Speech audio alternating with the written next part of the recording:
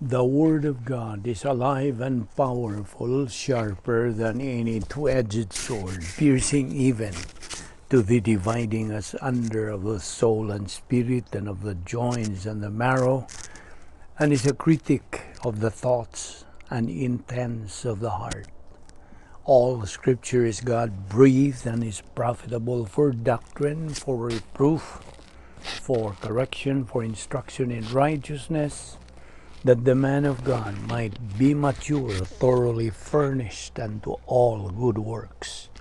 Study to show thyself approved unto God, a workman that needeth not to be ashamed, rightly dividing the word of truth.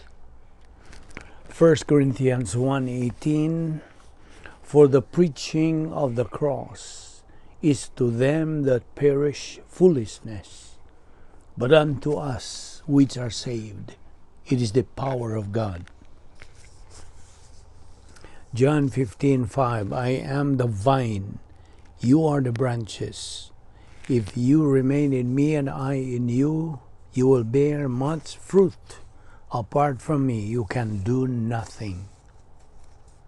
Ephesians 6:12, for we wrestle not against flesh and blood, but against principalities, against powers, against the rulers of the darkness of this world, against spiritual wickedness in high places. For we know that the earthly tent we live in is destroyed. We have a building from God, an eternal house in heaven, not built by human hands. That is in 2 Corinthians 5:1. In 1 Corinthians 15:54, so when the corruptible has put on incorruption, and so on and so forth. Romans 12:2, and do not be conformed to this world, but be transformed by the renewing of your mind, that you may prove what the will of God is, and that which is good and acceptable and perfect. 1 Peter 1:4, to an inheritance incorruptible and undefiled, and that is not fade away, reserved in heaven for you. Verse 5, who are kept by the power of God through faith for salvation, ready to be revealed in the last time.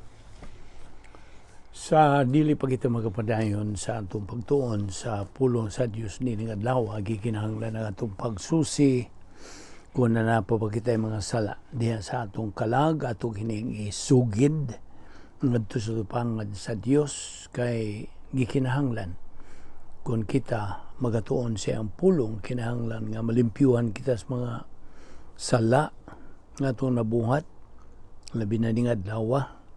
So ato kining isugid ngadto sa tubangan sa Dios kamahan. 1 John 1:9 is what we are going to use. If we confess our sins, God is faithful and just to forgive us our sins and to cleanse us from all unrighteousness. Nawalan kanimo dili pa magtutuo ang imong giatubang, dili ang pagsugid sa imong mga sala, kundili ang imong gamit niya ng imong kabubuton aron ikaw makahimos labing manungdanong desisyon nga imong buhat sa tibuok nimong kinabuhi. This is the most important decision, the decision to believe in the Lord Jesus Christ as Lord and Savior. Acts 16:31, believe on the Lord Jesus Christ, and thou shalt be saved.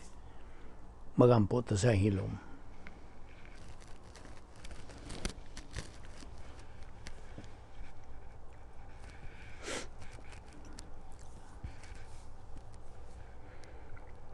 Amahan namong langit nun, nagapasalamat kami kanimo, ninilain na sa mga adlaw, ngayon mo kami idala dinhi karon. Uban sa kahimsog sa among panglawas, kalanti pa sa among pangunahon, kinikumikan lamang sa imong gugma, imong kaluoy, imong grasya, bisan dili kami takos, bisan gani ang pagpakabuhi kini gumikan lamang sa imong plano nga nagapadayon pas paglihok dinhi sa among kinabuhi. Uban ni kami ning adlaw ning among ginabuhat adlaw-adlaw agi og sunod sa imong mando nga magatubo ang among kalag pinagi sa grasya o kay balo kang Ginoong Jesucristo. Uban ni kami karon sa among pagpadayon sa pagtuon sa among pulong pinahagi sa pagtudlo kanamo sa balang Espiritu Santo nga maoray bugtong magtutudlos kamatuoran. Salamat ning among Bible study through the YouTube sa Vic Balbido Evangelistic Ministry kining tanan among gipasalamatan sa ngalan ni Ginoong Jesucristo. Amen. May adlaw sa tanan nato mga subscribers, mga higala, mga silingan nga nagasunod ning atong ministry o ilabi na sa atong mga igsoon nga mga fellow believers. O welcome kaninyong tanan. Okay, padayon kita sa atong ginatun-an, ginadupot sa atong pagtutok, concentration, the title, The Protocol Plan of God. Okay, padayon na to ang atong hisgot, pagtuki, bahin ini. Unas tanan.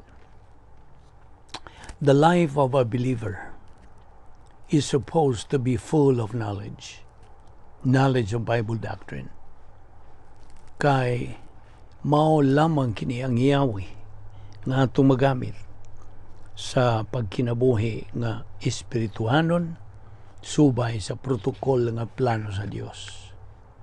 Now, akong balikon sa pag-ingon nga ang kinabuhi sa matag magtutuo gikinahanglan nga kini puno sa mga doktrina ang iyang alipatakan, ang iyang kalag, knowledge of Bible doctrine aron sa ingon niana siya mahimo nga may kaalam, doctrinally smart. So, ang atong Ginoong Jesucristo sa iyang kabahin, He maintained His plus H, ang iyang inner happiness, bisan tuod siya nagasinati sa mga kapaitan o pag-antos samtang siya nagabitay dito sa cross. Ang maong kalipay ni Ginoong Jesucristo nga na-maintain niya came from the perception of Bible doctrine as it is taught. So, kung pangutanon lagi ka, na imungutan na nimo, nganong sige mamog tuon sa pulong sa Dios? Why do you attend Bible study? Ang tubag nga husto, tukmang tubag, mao kini. Kini mao nga akong kalipay. Kalipay nako ang pagtuon sa pulong sa Dios. O kining maong kalipay, dili ni mausab. Kumikas mga sirkumstansya, kumikag mga tao o mga butang dili.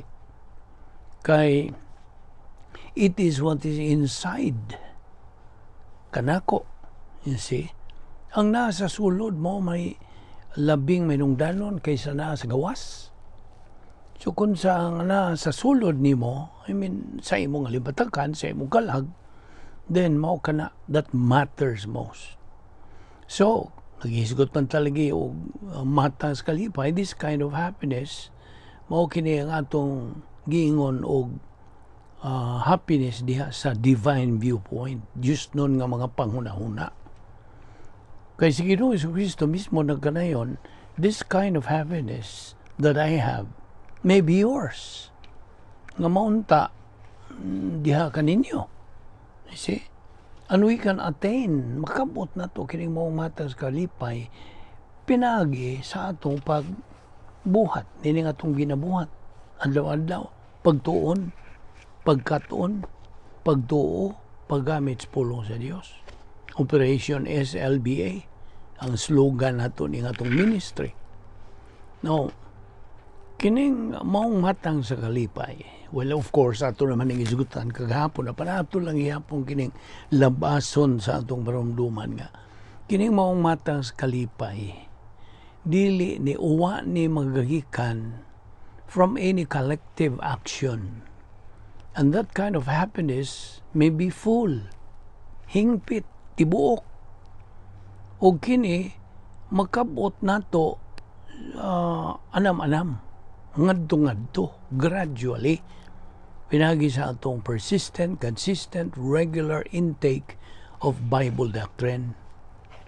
Sa laing pagkasulti, kini maugmad by stages. This kind of happiness is unique. Muna, unsa ka talagsaon niining maong matang sa kalipay. So, pinagi sa atong pagsibog sa unahan, pag-abante sa paggamit sa doktrina, we can reach the pleroma stage. Unsa man ning pleroma stage? Kaya kung pulo nga pleroma, gikan as original nga pleroo, to fill in, to fill up, pagpuno. So, makabot na to kining maong pleroma stage, gigamit o possessing this kind of happiness. O ayaw na kalimti katong napulo ka mga paagis pagsulbad sa mga suliran, gisangkap sa Diyos kanato. RFFG, DPIHPO, rebound, feeling of the spirit, faith rest drill. On sa sunod, of course, kumalik ko na, rebound, feeling of the spirit, faith rest drill, grace orientation, doctrinal orientation, personal sense of destiny or personal love for God the Father, impersonal love for all mankind, inner happiness, personal sense of destiny, and occupation with Christ. Akong balikon kay murag nawata sa atong flow of thought niini. Okay, akong balikon kining 10 problem-solving devices. Paminaw maayo niini kaninyo nga mga pag-upa. Well, of course, this is a review gihapon apan mao ning atong method of teaching, learning God's Word. It's inculcation method. Sinilsilay. Mao nang balik-balik, subli-subli kining atong paghisgot, pagtuon, pagtuki ni mga butang nga gikan sa pulong sa Dios. Kinahanglan masilsil gyud. Di na gyud makalimtan. Balik ko na ako pagingon nga. Ang tumong nga atong gibalik-balik, what is the reason why nga atong gibalik-balik? Aron may numduman? No. Aron di na gyud makalimtan. Mao gyud na ang kanang hinungdan o tuyo nganong magabalik-balik ta magsubli-subli ta atong mga gipangisgutan aron di na gyud makalimtan. Okay? So, balik ta ni atong 10 problem-solving devices. Rebound, feeling of the Spirit, faith rest drill, grace orientation, doctrinal orientation, personal love for God the Father, impersonal love for all mankind, inner happiness or sharing the happiness of God, personal sense of destiny, and occupation with Christ. Okay. Proverbio 3:13. Ang sige sulti diha. Blessed is the man who finds wisdom and gains understanding. Wisdom and understanding, lahi ni sila. Osto? Ang wisdom, mao na ang metabolized Bible doctrine nga nagatuyok-tuyok na dihas panimuot sa magtotoo. It's already circulating in the stream of consciousness applied to experiences in life. Mao nang wisdom. Ang understanding, kasayuran, this is perception and metabolization and application of Bible doctrine. You gain perfect happiness pinagi sa imong pagsabot, understanding, the only thing you can take with you. So, now, Nag-iskult man ta ni ining plus H. Plus H man ang iya sa Dios. Ang tao nga kalipay minus H, minus happiness. Kining maong happiness sudo mini dili tinuod si sudo man.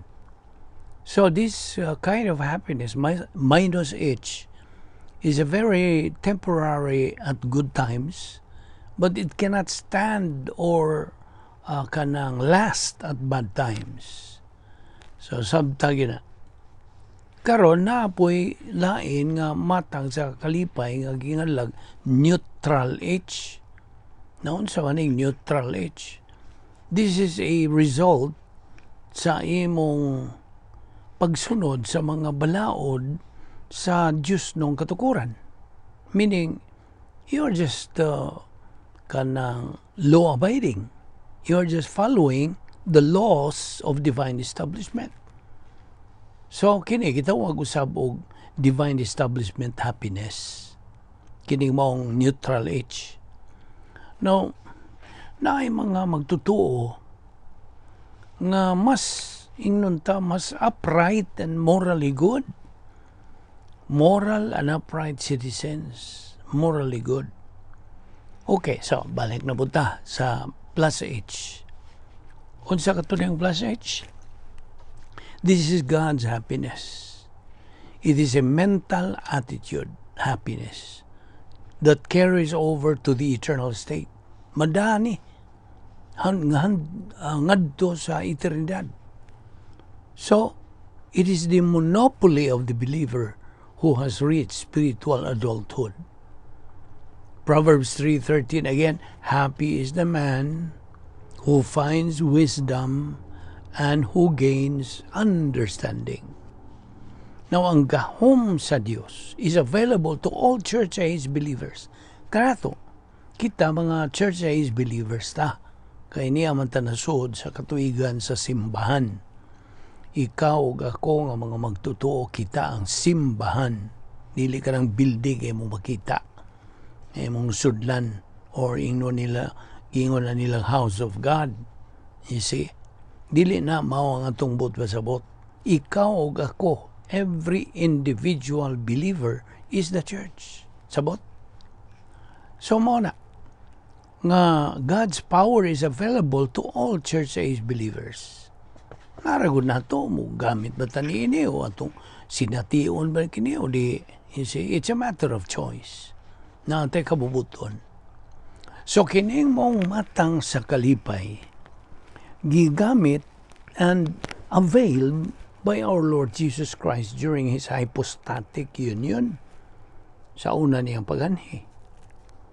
Ang usa ka magtutuo nga mopahimos ni ining great power experiment, numdum ka sa great power experiment, kining maong magtutuo nga mopahimos ni will no doubt experience success sa iyang espiritualong kinabuhi. Magmadinaugon gyud siya. Again, it's a matter of choice. Manakanunayon ginanakog kanang hisgot kining it's a matter of choice. Inumdumi nga ang kaalam or wisdom sa in English comes from studying and studying and studying with understanding. Sa imong pagsabot, actually, ang process good niini suma sa atong slogan din sa atong ministry is operational or operation SLBA. Now, understanding, pagtuon, pagkaton, pagtuo, paggamit sa pulong sa Diyos. Mao na ang proseso. And that is God's protocol. Ang plus H, ang matang kalipay nga iha sa Diyos, maangko na ito pinagi sa wisdom inside our mentality. Sabtagi na. Ato ning maangkon pinagi na nang kaalam nga natigom na dinhi on the right lobe of the mentality of our soul. Again, we cannot acquire wisdom without studying Bible doctrine. Dili. Dili yun. Wag yung kay maunsa. Mapupo, wag kay kanang masinati, wag kay kabot. You cannot attain this kind of happiness nga atong giduputas paghisgot. Inumdumi. Gisulti ni Job sa Job chapter 1 verse 21. Naked did I come into this world, and naked will I go out of this world. Hubo akong misod ning kalibutan na. Hubo po kong mugawas ning kalibutan na. Apan ang tinuod mao. Kita nga magtutuo can bring with us to eternity God's truths. God's spiritual things that we stored up for heaven. Ito ng mando sa pulong sa Diyos nga kanang lay up treasures in heaven, not treasures on earth. In heaven, paminaw, dito sa langit, ana-anatay dayon nga kalipay. O kining maong kalipay plus H, maangko na to, makabuot na to while we are still here on earth. And this is acquired pinagisaon sa by fulfilling God's plan for our life, the protocol plan of God. Kini atong gisgutan ug ang atong pagkabot sa espirituhanong paghamtong niining ikaduhang bahin sa plano sa Dios. Ang atong Ginoo Jesucristo na nag-iya og sinati siya nining maong matang sa kalipay in his hypostatic union. That's why kinigitawag og great power experiment. Kita nimo? Now get this. This is the only kind of happiness that can never be affected by circumstances, by people, and by earthly things. Why is this possible? Nga naman? Tubag? Tungod kay ang pulong sa Dios karon nagatuyok-tuyok, nagalibot-libot na diha sa imong panimuot. It's already circulating in the stream of your consciousness. Kaya nga itong pangunahuna God is now saturated na lukop na sa pangunahuna ni Kristo. 1 Corinthians 2:16. Diya sa Lucas 2:40. Palihog abri niya na imong Biblia.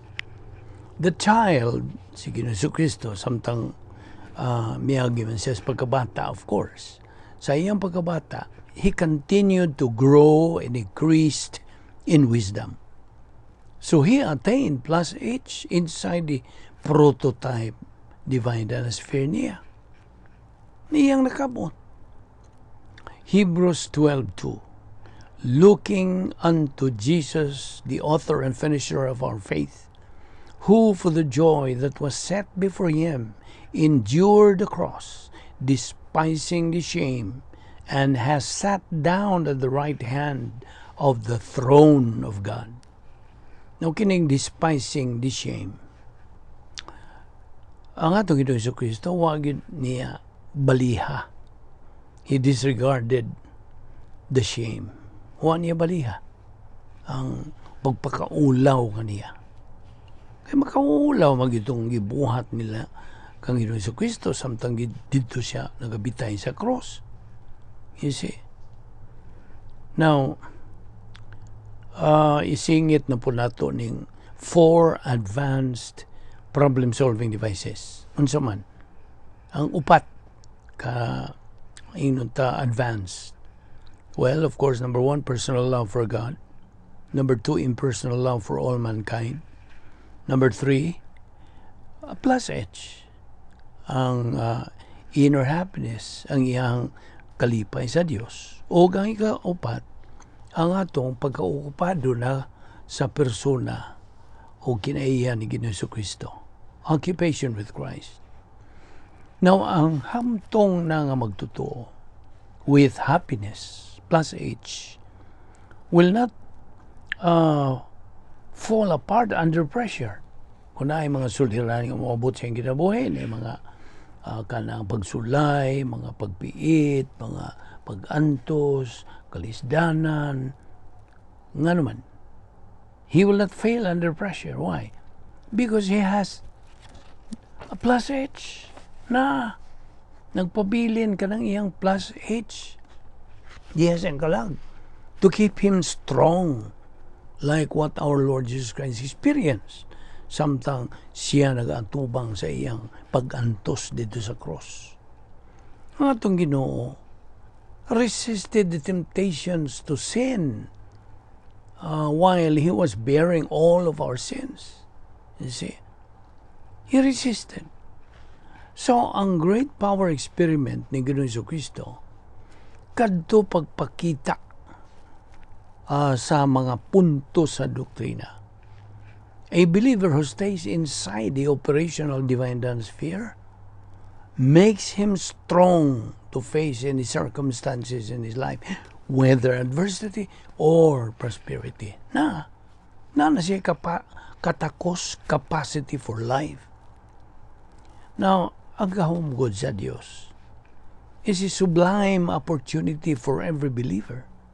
O kini available 24/7, 365. Di man nina. Kining maong gahom available. Walang yung kamupahimos. Now, I'm addressing this to our fellow believers. So, ako malikon, nga kining gahom sa Dios is a sublime opportunity for every believer. And it is available. Bisag kanusa. You see, the believer is supposed to know God's perfect process unsaon pagpahimos niini, thus be victorious in his spiritual life, eusebia, or godliness. Unas tanan, there is that feeling of the Holy Spirit, and this can be acquired pinagis paggamit ni mo sa unsa 1 John 1:9. And thus musod ka na sa operational divine dynasty. Gikan diha ang magtutuo mo pahimo sa tanan nga mga kasangkapan sa Diyos, God's spiritual assets or divine assets to use siyang espirituhanong pagkinabuhi. Nga itong Ginoong Jesucristo may gamit sa tanan sa mga assets nga gihatag niya sa Diyos nga mahan niya. Like residence in his prototype divine dynasty. Then, iyang gi-maintain ang kalipay nga sulod nun. Plus H, diha sa sulod sa iyang prototype divine dynasty. Maupod kita mga magtotoo, makagamit kita nini, maka-maintain kita. Yan yung maong matang sa kalipay. Now, na nag-iyaw sab si Ginoong Jesucristo sa personal sense of destiny. Samtang nagagamit siya ni Adtong plus H. And he looks forward to his victory. Ang iyang strategic victory dito sa cross. Iya man itong nakabot. Iya man itong kanang nasinati. Nagmadinaugon siya sa iyang strategic victory dito sa cross. Tungod ni mga butang atong isutan. If the Lord Jesus Christ was able to handle and face any kind of suffering, including his being judged dito sa cross, pinagi siyang paggamit sa gahom sa Diyos, ang magtotoo, kitang mga magtotoo, have also the same ability to handle and face any suffering in life. Any suffering in life. Underline that. Now, sa diha nga itong Ginoong Jesucristo namatay dito sa cross, ang iyang lawas, gibutang nila dito sa lunganan, ang iyang tawhanong espiritu went back to God the Father. Apan ang iyang kalag, diin mo ito, miadtos Hades, aron sa pagduaw niadtong maong dapit for the purpose of unsa? Taking the captives, mga magtutuo, gidani ang mga magtutuo nga didto sa Hades o iyang gida nga sa langit. O nga ikaduha, pagproklamar ngadto sa mga nangalaglag nga mga manulunda didto sa Tartaros nga diin sila gipriso. Iyang giproklamar ngadto kanil gipaibaw yunto iyang dili kay Sibya, iyang giproklamar. Yes, he proclaimed to the fallen angels in Tartaros nga si Ginoong Kristo is victorious against Satan. Now, yan na po ning pangutana. Mo tigbabaw ang mga pangutanahan nga numang na may mga taong wadto sa linaw sa kalayo. Well, ibaw na ang kastubag kaninyo nga taon na nining atong ministry. People go to the lake of fire or tawag nila impyerno nga naman tungod sa ilang desisyon sa ilang kabubuton to go there. Okay? Ayaw na nakalimti. People go to hell because that is their decision of their volition to go there. Sila. Ilang tinuyuan sa ilang buot nga moadto dito. Why nagbuot nila? Why nag-influensya nila? Well, of course, tingali maingon sila na-influensya mangugko ni Kuan, yun sa kana. No. Kinsa may mo desider, sila bang nag-influensya o ikaw? Ikaw man. Ikaw mo himog desisyon mo na nga ikaw ang mo tubag sa imong kanang desisyon. Remember the law of volitional responsibility? Balaod kini sa tulubagon sa kabubutos tao. One cannot go to hell because of their sins or because they have not sinned. It is only because they rejected Christ the Savior. Namora. Maura yun na ang bugtong tubag. Tungod kay ilang manggisalikway, wa nila tuuhis Kristo nga ilang maluluwas. Namora. Kaya ang kaluwasan, sa kapila na ito balik-balik, ang kaluwasan is faith alone in Christ alone. So it is a matter of choice. Di man nina. It is a matter of choice. Di nilang una kita kutob, ni nga nawa, o atong ipadayo ni ugma, mag-ampota. Amahan among langit noon, salamat sa imong grasya. Nadugang pang mga kamatuoran din sa among kalag. Among magamit sa among adlaw-adlawng pangidabuhi, ingon nga imong mga anak. Dili man kami magmapuslanon sa among kinabuhing Kristiyanon kung wala kami pulong nimo. Ini nga among kalag. Salamat o Diyos sa among pagpahimulos sa imong grasya. Bani kami ugma. Dada kami, aron kami makapadayon sa among spiritual momentum until we reach our goal, which is spiritual maturity and capacity stage. Salamat ni among Bible study pinagi sa YouTube. Kining tanan among ipasalamatan sa ngalan ni Ginoong Hesukristo. Amen.